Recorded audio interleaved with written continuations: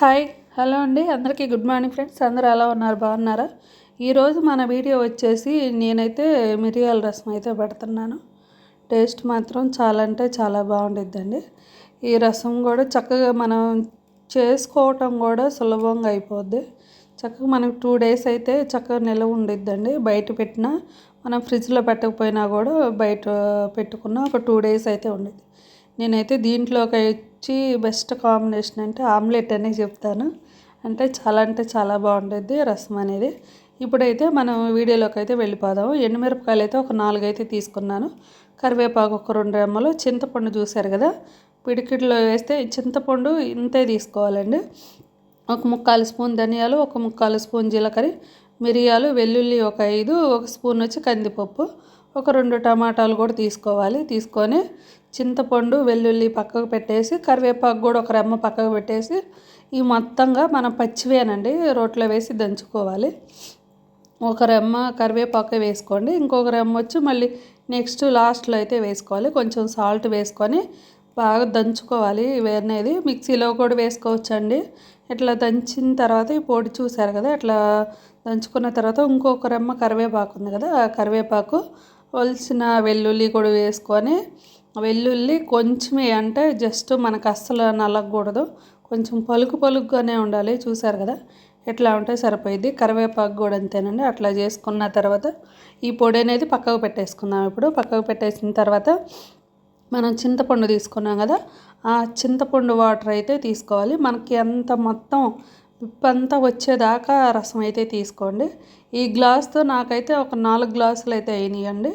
అంటే లీటర్ దాకా మనం రసం పెట్టుకోవచ్చు ఆ చింతపండుతోటే.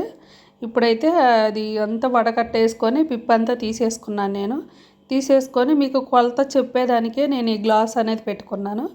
ఈ గ్లాస్తో మనకి 4 గ్లాసుల దాకా అయితే రసం అయితే వచ్చింది.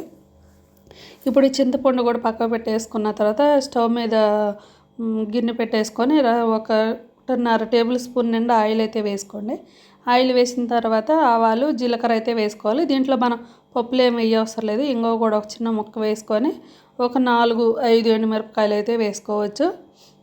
గిల్లు అయితే వేయకండి ఫ్రెండ్స్. గిల్లు వేస్తే మనకి కారం అనేది ఎక్కువ అయిపోద్ది. ఇట్లా కాయలుగానే వేయండి. ఇప్పుడైతే కరివేపాకు కూడా ఒక రెమ్మ వేసుకొని ఈ పొడి అయితే వేసుకోవాలి. పొడి వేసిన తర్వాత కొంచెం పసుపు వేసేసి చక్కగా ఫ్రై చేసుకోవాలి. మనం పచ్చివే కాబట్టి తీసుకుంది ఒక 3-4 నిమిషాలు అయితే మంచిగా ఫ్రై చేసుకోవాలి. ఇట్లా ఫ్రై చేసుకున్న తర్వాత టమాటాలు అయితే ఒక 2 తీసుకున్నాం కదా, బాగా పండిన టమాటాలు తీసుకోండి. సన్నగా ముక్కలుగా కట్ చేసుకోవాలి మనం. ఈ టమాటాలు మగ్గేదానికి కొంచెం ఉప్పు అయితే వేసుకుందాము. ఉప్పు వేసిన తర్వాత కాసేపు మూత పెట్టేసి కాసేపు మగ్గనివ్వాలండి. అట్లా మూత పెట్టేస్తే త్వరగా మగ్గిద్ది. మధ్యలో కలుపుతూ ఉండండి. ఇట్లా కొంచెం మెత్తబడ్డాక టమాటాలు అనేది ఇట్లాంటి మామూలుగా గంటి తీసుకొని, గుంట గరిటె అట్లా తీసుకొని అట్లా మ్యాష్ చేసుకోవాలి మనం. ఇట్లా మెత్తగా టమాటాలు ఉడికిపోవాలి. మనకి ఉడికితేనే ఆ టమాటాల్లో గుజ్జంతా మనకి రసంలోకి వచ్చేది. ఇప్పుడైతే టమాటాలు కూడా మగ్గిన తర్వాత చింతపండు పులుపు మొత్తం వేసేసుకొని, మనం ఇందాక వాటర్ తీసుకున్నాం కదా, ఆ వాటర్ మొత్తం వేసేసుకోవాలి. నాకైతే కరెక్ట్గా లీటర్ పట్టాయి ఫ్రెండ్స్. ఇప్పుడైతే ఇదంతా చూసుకున్న తర్వాత కొత్తిమీర, కరివేపాకు ఇట్లా కొంచెం నలిపి అయితే వేసుకోండి. ఇట్లా నలిపి వేసుకుంటే ఫ్లేవర్ అనేది చాలా అంటే చాలా బాగుండిద్ది. ఇప్పుడైతే ఇవంతా చక్కగా కలిపేసిన తర్వాత ఉప్పు కూడా చెక్ చేసుకోండి. ఉప్పు చూసుకోండి. కారం కూడా సరిపోయిద్దండి. మనం మిరియాలు వేసాము, 4 ఎండుమిరపకాయలు కూడా వేసాం కాబట్టి కారం కూడా సరిపోయింది. సరిపోకపోతే మీరు ఇంకొక ఎండుమిరపకాయ కూడా దంచేటప్పుడు వేసుకోవచ్చు. మన రసం అనేది రెడీ అయిపోతుంది. చూసారు కదా, స్టవ్ మీద పెట్టి సిమ్లో పెట్టేసుకోవాలి. మనం సిమ్లో పెట్టేసిన తర్వాత వైట్గా బబుల్స్ లాగా వస్తాయండి. ఇట్లా బబుల్స్ లాగా వచ్చిన తర్వాత ఆపేసుకోవాలి. మనం తెరిలితే అస్సలు బాగోవండి మళ్ళీ రసం అనేది.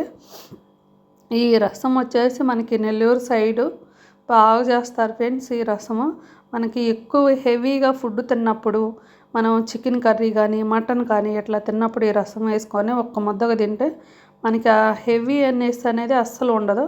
చూసారు కదా, వీడియో అయితే ఎంతటితో ఎండ్ చేస్తున్నాను ఫ్రెండ్స్.